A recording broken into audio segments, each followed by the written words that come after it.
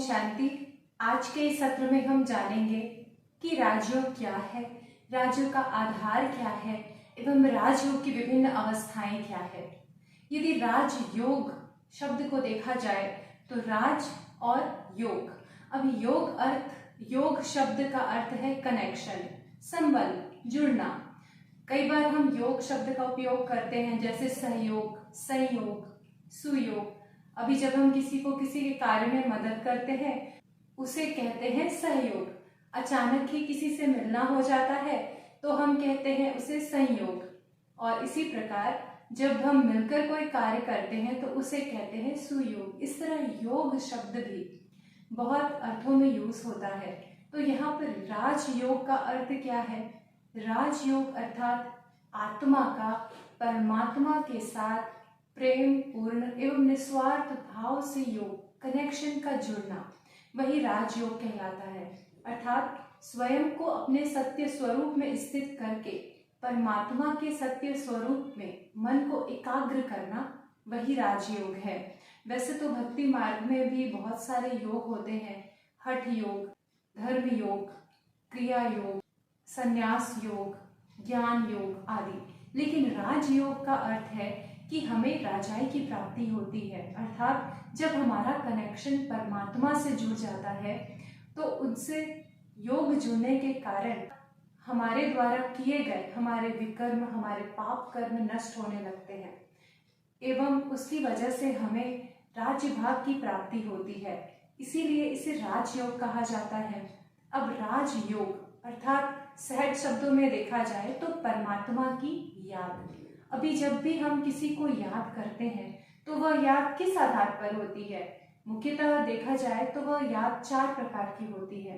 एक है परिचय वाली याद, दूसरा है संबंध वाली याद, तीसरा है स्नेह वाली याद और चौथा है प्राप्ति वाली याद।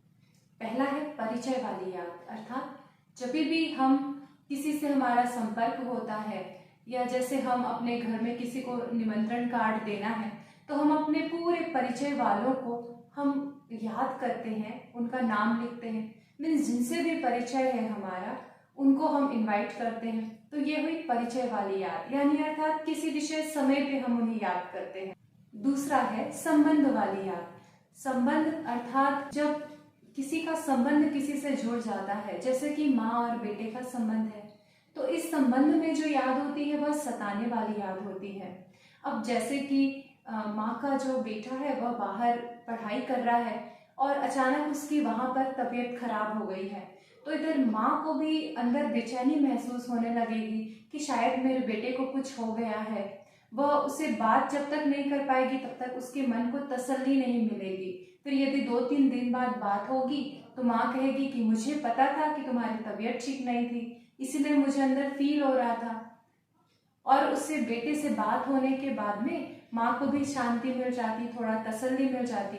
तो इस तरह क्या है संबंध वाली याद। अर्थात जब हमारा किसी से संबंध जुड़ जाता है तो वह याद होती है, वह याद सताने वाली होती है, थोड़े दुख की फीलिंग होती है इस याद में। फिर तीसरा है स्नेह वाली याद। अर्थात जैसे कि कुमार कुमारी होते हैं, जब उनकी आपस में सगाई हो जाती है तो जो याद जुड़ जाती है वह स्नेह वाली याद होती है। इस स्नेह वाली याद को समाने वाली याद कहा जाता है, यानी कि उसकी याद में जो आत्मा है वो मगन हो जाती है, उसे यहाँ की सुध बुध नहीं रहती है। जैसे कि एक बार एक जंगल में अकबर अपने मंत्रीगण के साथ शिकार पर गए तो बीच में उनके नमाज का टाइम हुआ। वे अपनी चादर बिछाकर नमाज पढ़ने लगे और सैनिक भी थोड़ा इधर उधर भटक गए थे।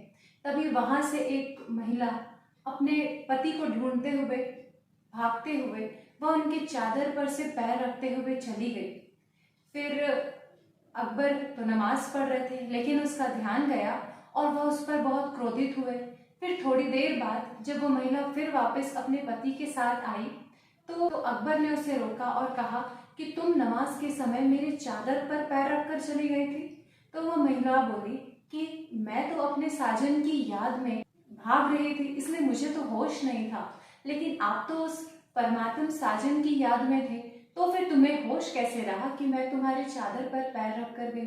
तो तो इस प्रकार यदि देखा जाए कि जहाँ पर स्नेह होता है वहाँ पर हम उसकी याद में पूर्णतः मगन हो जाते हैं, यहाँ का हमें कुछ ध्यान नहीं होता। कई बार हम देखते हैं कि हम किसी की याद में खोए हुए हैं और कोई व्यक्ति हमारे सामने से चला जाता है, फिर कोई आता है और पूछता है कि क्या आपने उसे अपने सामने से जाते हुए देखा, तो हमारा जवाब होता है नहीं। क्यों? क्योंकि हम तो किसी की याद में खोए हुए थे। तो यह है स्नेह वाली याद। फिर चौथे प्रकार की याद है प्राप्ति वाली याद, अर्थात स्वार्थ भाव वाली याद। प्राप्ति वाली याद में कहीं ना कहीं स्वार्थ छिपा होता है, यह पूर्णतः निस्वार्थ नहीं होती।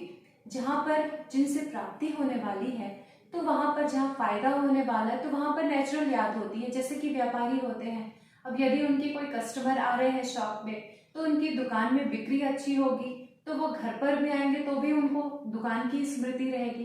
क्यों? क्योंकि उन्हें वहां पर प्राप्ति हो रही है। तो इस प्रकार से यह याद हो जाती है 4 प्रकार की। पहला है परिचय वाली याद, दूसरा है संबंध वाली याद, तीसरा है स्नेह वाली याद और चौथा है प्राप्ति वाली याद। अब हमें यह देखना है कि हमारी ईश्वर के साथ कौन से प्रकार की याद है।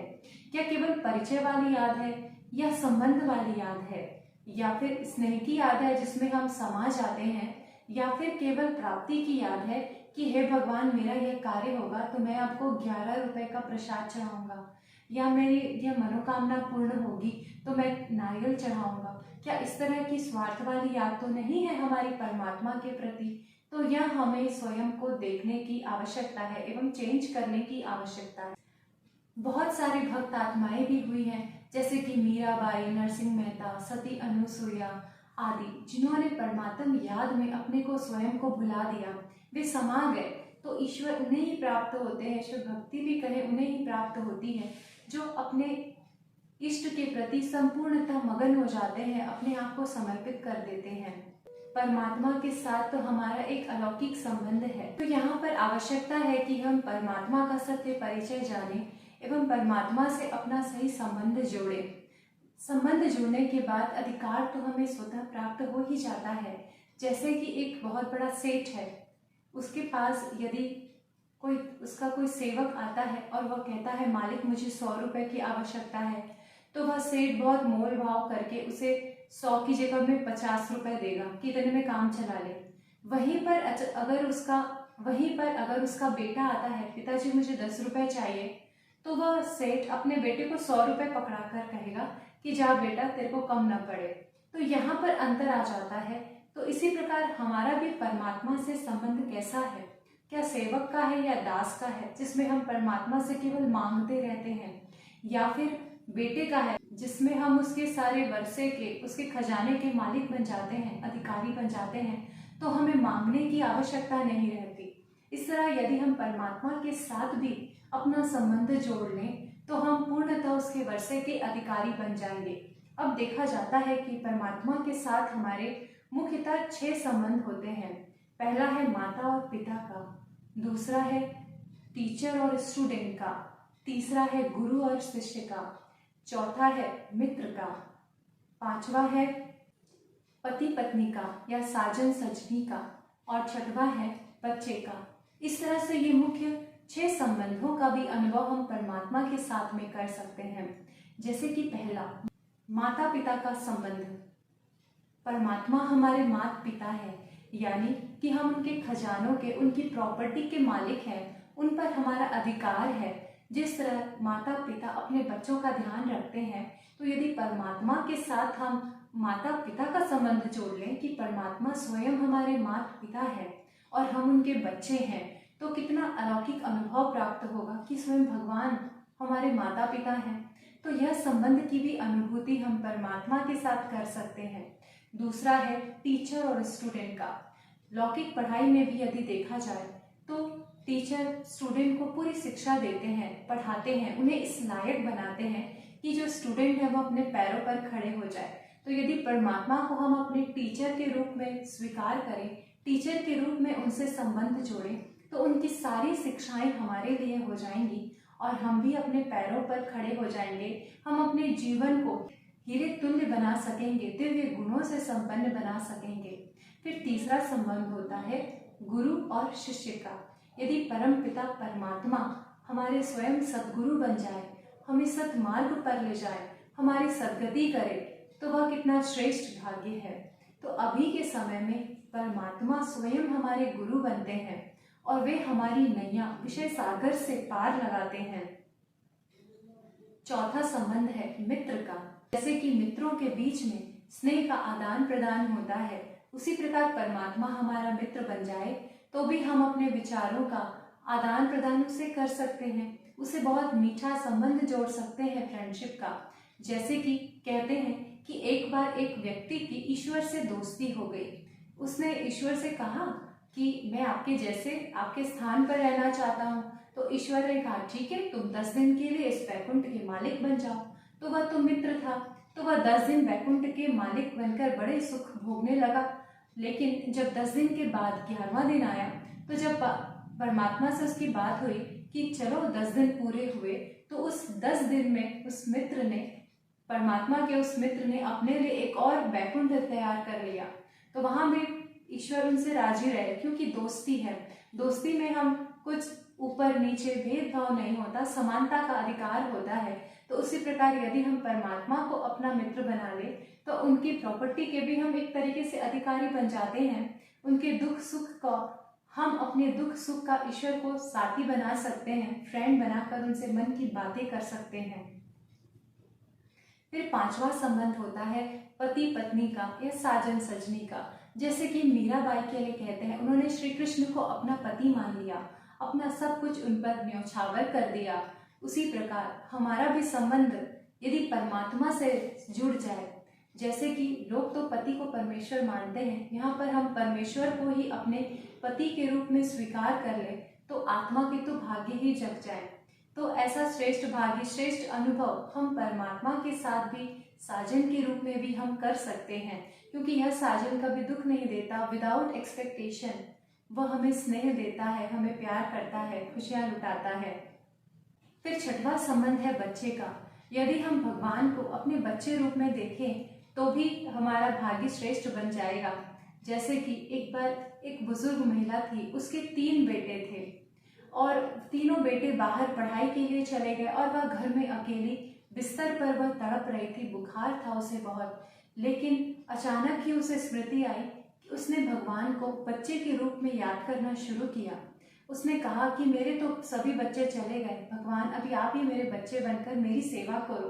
तभी थोड़ी ही देर में उसने अनुभव किया कि ऐसा लगा कि उसे तृप्ति मिल गई। उसका गला जो सूखा हुआ था, बिना पानी पिए ही उसका तृप्त हो गया और उसके हाथ और पैरों में जो दर्द था, तो जैसे कि थोड़ी ही देर में उसके हाथ और पैरों का दर्द भी खत्म हो गया और कुछ देर नींद के बाद में वह बिल्कुल अच्छी हो गई। तो किसी ने पूछा कि अचानक ही कैसे सुधार हुआ, तो उसने कहा तो मेरे 4 बेटे हो गए हैं, 3 बेटे तो बाहर है और चौथा बेटा स्वयं ईश्वर है, जो कि हमेशा मेरी सेवा करता रहता है, मेरा ध्यान रखता है।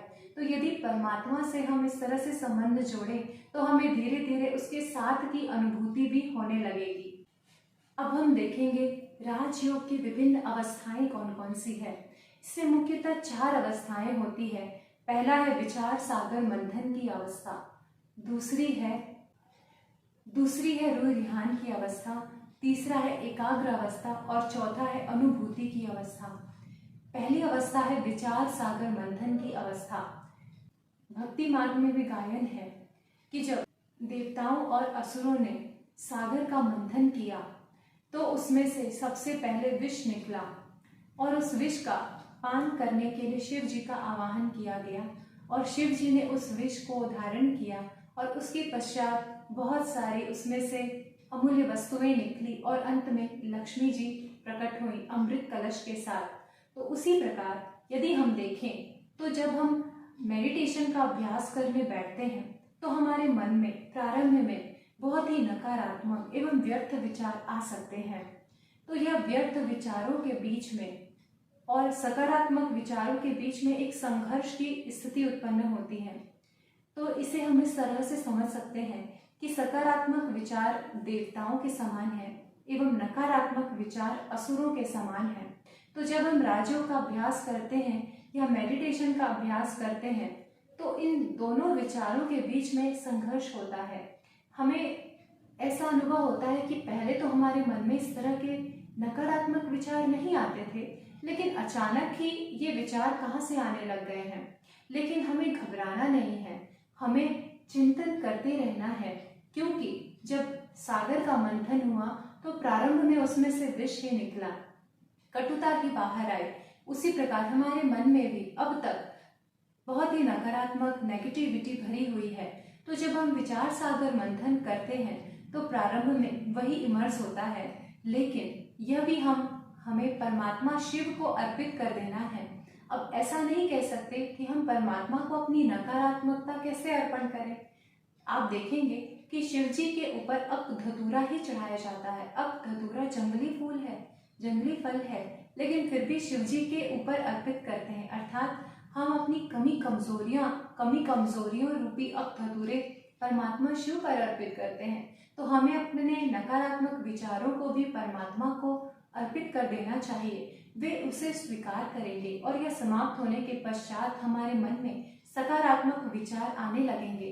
यहाँ पर हमें प्रयत्न करना छोड़ नहीं देना है, हमें प्रयास करना है, प्रैक्टिस करनी है, तभी धीरे धीरे हमारे मन से नकारात्मकता समाप्त होगी और सकारात्मकता निकलेगी एवं श्रेष्ठ विचारों के अनमोल रतन भी निकलने लगेंगे और अंत में श्रेष्ठ लक्षण रूपी लक्ष्मी भी प्रकट होगी। अर्थात हमारे जीवन में, हमारे धारणाओं में दिव्य गुण आने लगेंगे, श्रेष्ठ लक्षण आने लगेंगे। तो इस प्रकार पहली स्टेज हुई विचार सागर मंथन की। फिर दूसरी अवस्था आती है रूह रिहान की, अर्थात वार्तालाप की। जब हम सागर मंथन करते हैं, विचार सागर मंथन करते हैं, तो धीरे धीरे हमारा एक आंतरिक वार्तालाप प्रारंभ हो जाता है, जो कि धीरे धीरे ईश्वर से हम वार्तालाप करने लगते हैं। इसी वार्तालाप की अवस्था को रूह रिहान कहा जाता है। जैसे कि हमने अभी 6 संबंध के बारे में चर्चा की, माता पिता, शिक्षक स्टूडेंट का, गुरु और शिष्य का, साजन सजनी का, मित्र का एवं बच्चे का। तो इन संबंधों के आधार पर हम परमात्मा से बातचीत करना प्रारंभ करते हैं। यही रूह रिहान की अवस्था है। हमें अनुभव होगा कि परमात्मा से हम बातचीत कर रहे हैं और परमात्मा भी हमें आंसर दे रहे हैं। तो प्रार्थना और मेडिटेशन में यही अंतर होता है। जब हम प्रार्थना करते हैं तो वह केवल वन वे कम्युनिकेशन होता है, केवल हम परमात्मा को ही अपनी बातें बोल रहे हैं। लेकिन मेडिटेशन 2 वे कम्युनिकेशन होता है, अर्थात हम परमात्मा से अपने मन की बातें करते हैं और साथ ही फिर हमें यह अनुभव होता है कि परमात्मा भी हमें रिप्लाई कर रहे हैं। हम जब उस मगन अवस्था में पहुंच जाते हैं तो हम उनके भी बातों को हम कैच कर सकते हैं। इस तरह से दूसरी अवस्था है रूह रिहान की अवस्था। फिर तीसरी है एकाग्रता की अवस्था, अर्थात जब हम बातें करते रहते हैं परमात्मा से, रूह रिहान करते रहते हैं, हमारा मन एकाग्र हो जाता है, मन को एक रस का अनुभव होने लगता है, एकाग्र होने लगता है, बुद्धि भटकती नहीं है और वह परमात्मा के साथ ही जुड़ने लग जाती है। यही एकाग्रता की अवस्था है। जैसे कि एक बार द्रोणाचार्य ने अपने सभी शिष्यों से पूछा कि पेड़ के ऊपर तुम्हें क्या दिखाई दे रहा है। तो सभी ने कहा कि हमें पत्ते दिखाई दे रहे हैं, हमें पेड़ दिखाई दे रहा है, हमें फल दिखाई दे रहा है, लेकिन किसी ने भी लक्ष्य की ओर इशारा नहीं किया। लेकिन अर्जुन ने कहा कि मुझे केवल चिड़िया की आंख ही दिखाई दे रही है। तब द्रोणाचार्य ने कहा कि ठीक है, अब तुम लक्ष्य पर निशाना साध सकते हो, अर्थात उसका मन बिल्कुल एकाग्र हो गया था अपने लक्ष्य पर। इसी प्रकार जब हम रूह रिहान करते हैं तो हमारा भी मन परमात्मा पर एकाग्र हो जाता है और फिर हमें अनुभव होने लगता है। फिर आती है हमारी चौथी अवस्था, अनुभूति की अवस्था, जिसमें हम परमात्मा से सब सुखों का अनुभव कर सकते हैं, सर्व प्राप्तियों का अनुभव कर सकते हैं, सर्व खजानों का अनुभव कर सकते हैं। तो यह चौथी अवस्था है, अनुभूति की अवस्था। हम सागर की लहरों से भी अंदर पार चले जाएं तो सागर के अंदर गहराई में तो बहुत ही शांति होती है। उसी प्रकार अनुभूति की अवस्था है सागर की गहराई की अवस्था, साथ हम बहुत डीप में चले जाते हैं, अनुभव में खो जाते हैं, तो वह अनुभूति की अवस्था होती है। तो इस प्रकार परमात्मा से संबंध जुड़ता है तो हमारे एक परमात्मा से कनेक्शन जुड़ जाता है, लिंक जुड़ जाता है। जैसे कि एक बार एक चरवाहा था, वह अपनी गायों को घास चरने ले जाता और उन्हें खुला छोड़ देता, और वह फिर पेड़ के नीचे बैठकर आराम से भगवान के साथ बातें करता कि देख भगवान, अब मैं भी फ्री बैठा हूँ, तू भी ऊपर फ्री बैठा होगा, तो चल अब बातें करते हैं। इस तरह से वह बहुत मीठी मीठी बातें करता था। लेकिन उधर से एक बार एक पंडित गुजरा। पंडित ने देखा कि यह कैसे अकेले में बड़बड़ा रहा है। उससे जाकर पूछा तो चरवाहे ने कहा कि मैं तो भगवान से बातें कर रहा हूँ। तो पंडित ने कहा परमात्मा से, भगवान से ऐसे बात नहीं करते। उस पंडित ने उसे कुछ मंत्रोच्चारण करना सिखाया और कहा इस तरह से तुम बात किया करो। फिर उस चरवाहे ने बड़ी मुश्किल से उस मंत्र को याद किया, चारण किया। तत्पश्चात अचानक ही वहां पर एक आकाशवाणी हुई। कहा कि पंडित, ये तूने अच्छा नहीं किया। यह भक्त मेरे से बहुत ही मीठी मीठी बातें करता था तो मुझे भी मजा आता था, लेकिन तूने फिर से इसे रटा रटाया ज्ञान सिखला दिया। अब वह बातें करने की बजाय अब वह तो मंत्र उच्चारण ही करेगा। तो इस तरह से देखा जाए तो परमात्मा को भी सच्चा दिल पसंद है, सच्चे दिल की बातें पसंद है, उन्हें सच्चाई सफाई पसंद है। तो इस प्रकार हम जब परमात्मा से संबंध जोड़कर उनसे मीठी मीठी बातें करने लगते हैं तो यही एक राजयोग की बहुत ही अच्छी अवस्था है, और धीरे धीरे इसमें मन एकाग्र हो जाता है और परमात्मा से हम सर्व शक्तियों की अनुभूति करने लगते हैं। तो आगे के सत्र में हम यह जानेंगे कि इस राजयोग से हमें क्या क्या प्राप्तियां होती हैं। राजयोग से मुख्यतः अष्ट शक्तियों की प्राप्ति होती है। तो अगले सत्र में हम उन्हीं शक्तियों के बारे में चर्चा करेंगे। धन्यवाद। ओम शांति।